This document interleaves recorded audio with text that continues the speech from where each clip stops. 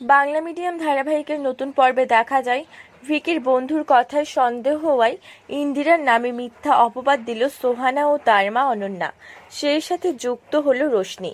কিন্তু এসব কিছুই থোড়া কেয়ার করে শাশুড়ি মাকে আবিরে আবিরে রঙিন করে দিল ইন্দিরা। সেই আবিরে কিন্তু কেমিক্যাল মেশাতে গিয়ে ব্যর্থ হয় রোশনি ও তার শ্বশুরমশাই মানে মেচকা। আর ইন্দিরাকে যাতে চিনতে না পারে সেজন্য ইন্দিরার সমস্ত মুখে আবির মাখিয়ে দিল ঠাম্মি। যদিও তার আগে ভিকির বন্ধু ইন্দিরাকে দেখে ফেলেছে। সোহানা ভিকিও তার মায়ের সামনে বারবার বলছে, এই মেয়ে মানে ভিকির বউকে আগে কোথাও দেখেছি, প্রায় 4 বছর আগে দেখেছি, তো তাই মনে করতে পারছি না, নামটাও মনে হচ্ছে পরিচিত।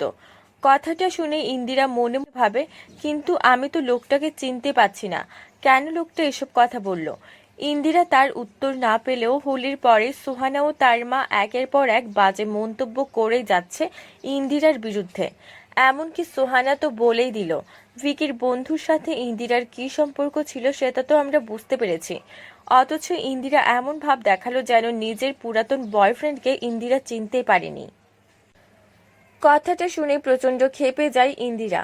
কিন্তু ইন্দিরা রেগে গেলেই তো আর তার সেই রাগের ভয়ে চুপ করে থাকবে না সুহানা। তাহলে কি এবার ইন্দিরার সাথে ভিকির বন্ধুর কি সম্পর্ক ছিল তার রহস্য বা প্রমাণ সবার সামনে প্রকাশ করতে গিয়ে ইন্দিরা জেনে যাবে? সেদিন যার জন্য ইন্দিরার বিয়েটা না হওয়ায় বাবা মারা গিয়েছিল সে আর কেউ নয়, সে হলো তার স্বামী ভিকি। বন্ধুরা, তোমাদের কি মনে হয়? এক্ষুনি একটা লাইক দিয়ে এবং কমেন্ট করে জানিয়ে দাও তোমাদের মতামত। ধন্যবাদ।